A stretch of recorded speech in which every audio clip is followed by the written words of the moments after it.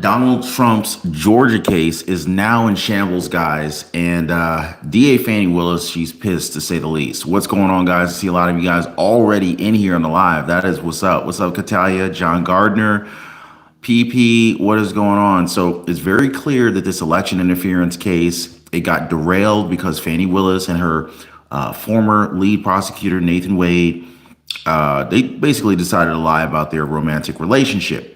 This is water under the bridge, kinda. But anyway, that and a lot of possible corruption on their end.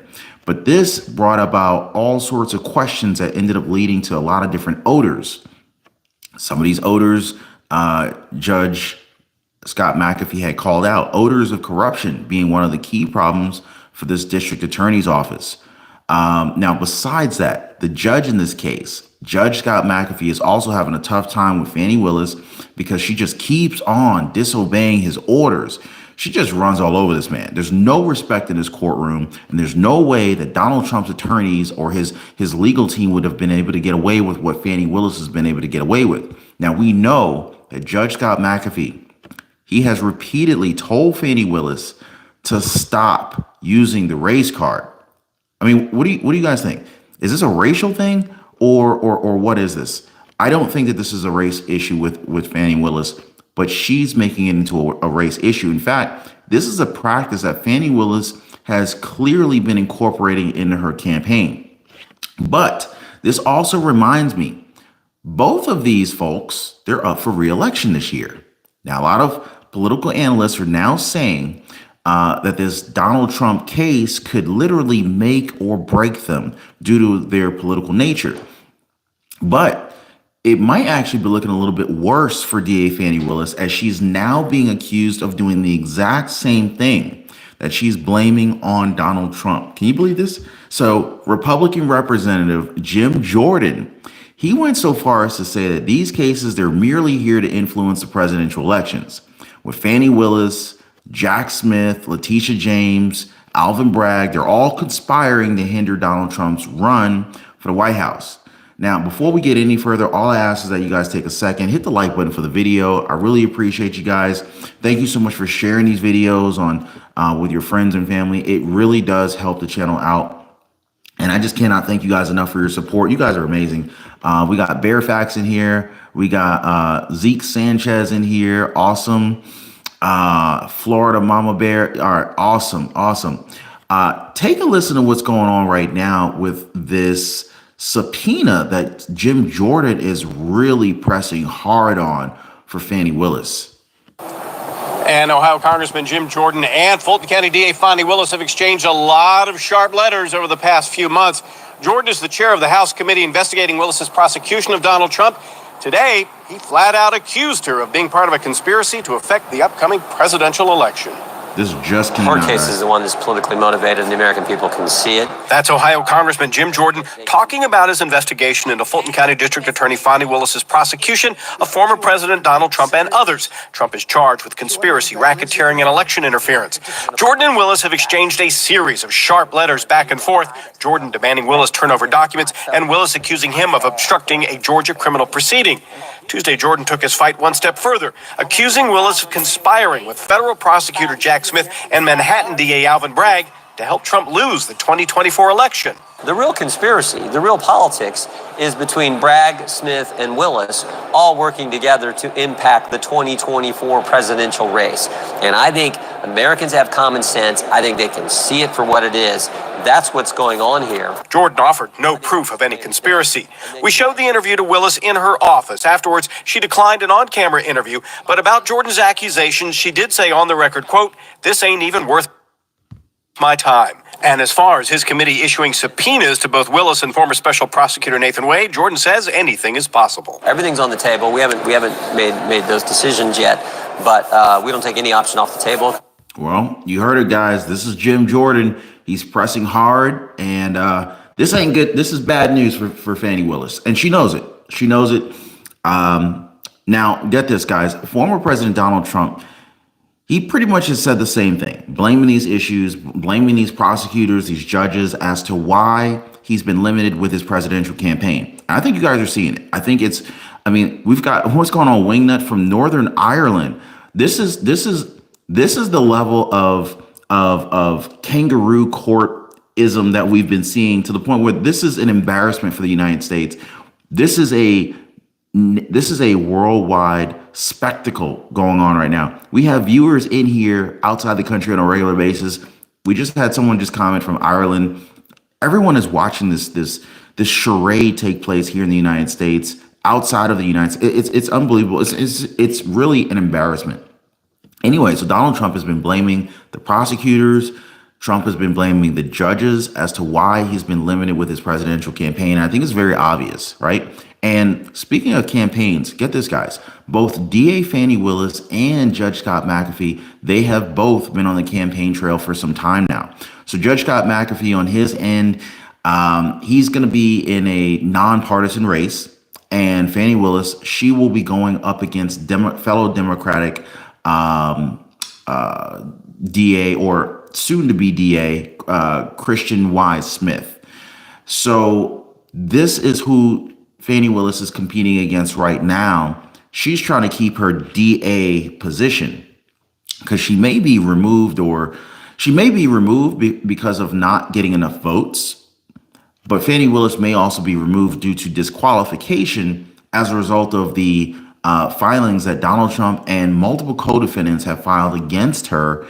And currently the courts are reviewing whether or not Fani Willis will be disqualified altogether from this case.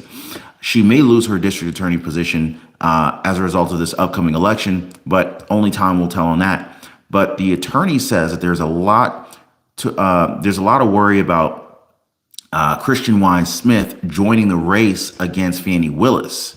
And this is another thing that has been keeping Fani Willis up at night. Some people are actually concluding that this could literally put Donald Trump's case in danger. And the reason I say that is because Christian Wise Smith himself has admitted that he will go about things way differently if ever he wins the primary. Basically saying that he thinks that the case is in grave jeopardy right now. This is not a good look for Fani Willis. And he's literally calling out her screw-ups, major screw-ups in this case.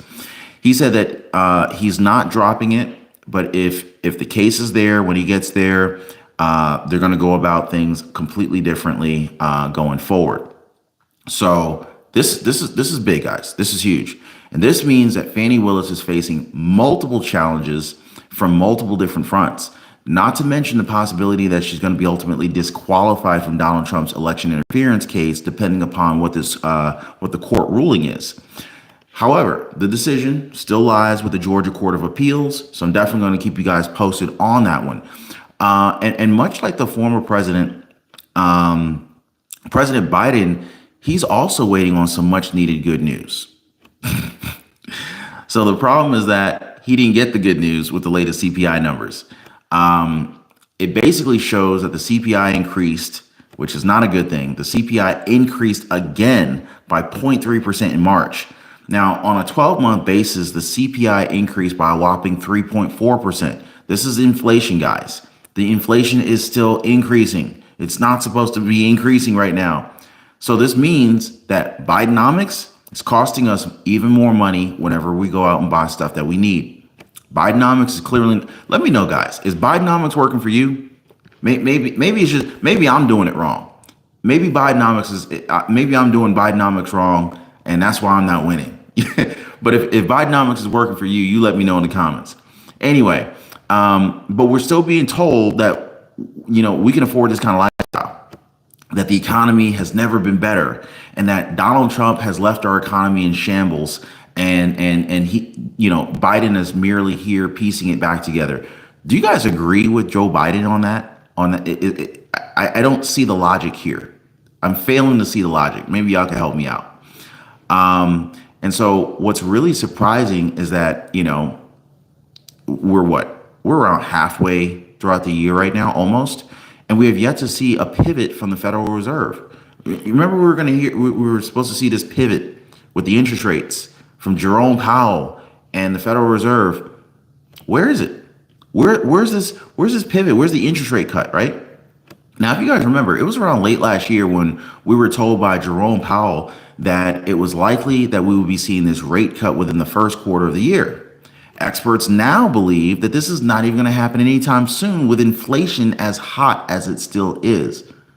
The Fed has not gotten inflation under control. And whether the data has come out to say this or not, I think we can see it whenever we, spend money. So one of the other factors here is the energy index, right? This went up by 1.1% for a month and around 2.6% over the course of the entire year. This is another big problem. And since we're already talking about energy, did you guys hear about what the Democrats are doing in California now? Oh man, I feel sorry for anybody who lives in California. Do we have anybody watching the show from California right now? Maybe if you know anybody from California, or if you live in California, comment down below. Because we're now being told that, get this guys, gas prices, they could spike by 50 cents under Governor Gavin Newsom. Now, you're probably thinking, oh, well, the price of oil probably just went up, but that's not the case. This is all about the green agenda and the state's very aggressive stance toward reducing their emissions. So I guess it wasn't bad enough that they hold the record for the most expensive gas in our country right now. No, that's not enough, because it sure does look like they don't want to give us they don't want to give the position to some other state. They want to hold the record for the highest cost of gas across the nation. That's what they want. And I don't think that there's any other state that's really going to be able to challenge California when it comes to gas. At least in terms of how high gas is, how expensive the cost of gas is. Now, if this actually pushes through, guys, this would literally make their average price of gas almost double compared to that of the rest of the United States. This is unbelievable. But get this, guys. Senator Janet Wynn, she spoke out about this particular change, and she called it a secret tax increase. How many of you guys are happy about a secret tax increase? So she says that this insane amount of tax in the state, from food to gas, it's literally driving folks out of California. And I mean, I know a lot of folks, either personally or indirectly, other YouTubers who used to live in California, who have either moved out of California and they moved to states like Nevada, close to areas like Las Vegas. People have moved from California to Texas. Do you guys know anyone who's moved out of California? If you do, let me know what state they moved to, because everyone's running out of California. It's ridiculous. Barefax says $2 a gallon tax on gas here in California. We got Roxy Loyola in San Diego, California. Let's see who else we got in here. We got Zeke Sanchez says, I live in California. Exactly, man. I don't think a lot of people are thrilled about how Governor Gavin Newsom is managing and handling California as a state. It's not good. It's not good, guys. Rebecca Ratliff, I appreciate your $5 super chat this morning. Thanks so much for supporting the channel. God bless you. I really appreciate your support. But yeah, folks are leaving California in droves. Anybody watch, what's my man's name? He's got an amazing channel. His name is very well spoken, Patrick Bet-David. Patrick Bet-David used to live in California, and Patrick said, enough is enough, man. These taxes is ridiculous. Property taxes are through the roof. State taxes, the income tax in California is ridiculous. So Patrick, I think he moved to Texas after California, and then he moved to Florida. I want to say he's probably in South Florida now. Anyway, this is just one example of so many people who are leaving California in droves.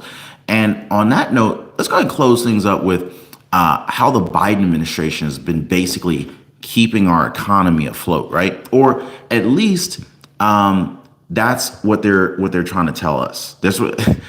Maybe that's just what they're trying to tell themselves. They're trying to tell us that too, but I don't think you guys are convinced. I'm not convinced. If someone said to me today, asked me, what's keeping our economy afloat? the last thing I would say is Bidenomics. So anyway, it's no secret that President Joe Biden has built his campaign off of the backs of the middle class, right? Saying that American workers, they need relief, and that he wants to build from the bottom up. He wants to build the middle class out from the bottom up, and he's fighting for the people, right? But this is the same guy who says that we all have, we got tons of money. We're good financially. The economy is good. Don't worry about inflation. This is the guy who's supposed to be fighting for the American working class, right? But get this, guys. This doesn't quite make sense with what General Motors just did. So it recently came out that GM laid off 145 workers fairly unexpectedly. Now, this was after these General Motors employees were told they were promised of a long career. Now, can you imagine going into work and just getting found out or finding out that you've been laid off? Can you imagine? Like, you show up for work just like any other day. You think everything's fine, you know? There were no warning signs, and then suddenly you're told, hey, your shift ends right now. You're done. You're laid off. Like, how would that feel to you, right? Well, 145 General Motors workers got this message just recently. And so these folks were laid off. And this was after they were promised a long career. You know, who knows? Maybe they had some commitments, putting their kids through college. Maybe they just bought a house. Who knows? Simple fact of the matter is they just lost their jobs. So GM and the union, I don't know what the union's name is. I don't know if is it Teamsters for is Teamsters a union for GM? Anyway, the union decided not to tell these people about this decision, and they instead found out over social media. Now, how screwed up is that? Like, so now what's sad is that the workers, they're saying that they left jobs. They had other jobs before coming to General Motors. They left those jobs to come here to this opportunity, and they got screwed over. They got laid off. And to make matters even worse than that, the union will be taking the dues that the employees paid, and they're going to use those dues to mail other members to vote for Biden at the end of the year. I'd be like, yo, I want a refund from my dues. And I thought the unions, I've never worked for a company where I was on a union or anything like that, so I don't really know how that works personally. But I thought the unions were supposed to protect the workers so that things like this doesn't happen. Did I miss something? Anyway, I don't see where the protection was in this one. I feel like they really just screwed these folks over. But what do y'all think? I don't know. This just kind of makes me sick to my stomach. So President Joe Biden, he insists that he's working for the working American. But in the same light, he allows something like this at General Motors to happen. So this has led a lot of people to question why unions even exist in the first place. Are they just there to just suck up more money? Is it like another layer of tax? I mean, like, what's the point? Where is the protection for these workers here? And will this positively affect Joe Biden in the polls come November? I don't see how this is going to help him out. So you guys let me know what you think. Let me jump in the comments real quick. Let me see what you guys are up to, what you guys are saying.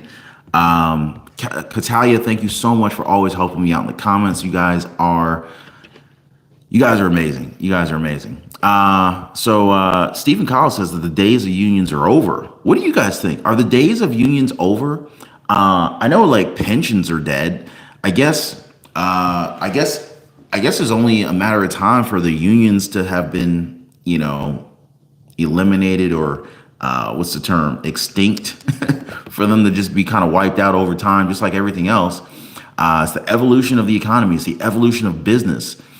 Let's see. The UAW protects the UAW. That's about accurate, Scott. They protect themselves. What's going on, British Gray? Awesome. Haven't seen British Gray in the comments in a while. Not that you haven't been here. I just didn't happen to catch you in the comments. Appreciate you joining in. Charlie Wolf Reed Jr. says, I think the Teamsters represent several groups. Unions used to represent the workers, not bought out by wicked people. Yeah, so it's crazy how the cash and the greed infiltrates seemingly everything. The Southern Clairvoyant says, woke eventually goes broke. No one wants it. Appreciate your comments. Let me see. But yeah, appreciate you guys for tuning in. If you guys haven't already, please take a second, hit the like button for the video. I totally appreciate you guys. Katalia and everyone, thank you so much for hanging out. Thank you for helping me out in the comments as always. And if you haven't already, please check out my previous video right after this one. I'll leave a link for you guys down below somewhere. And I'll see you on the next one. Y'all have a great one.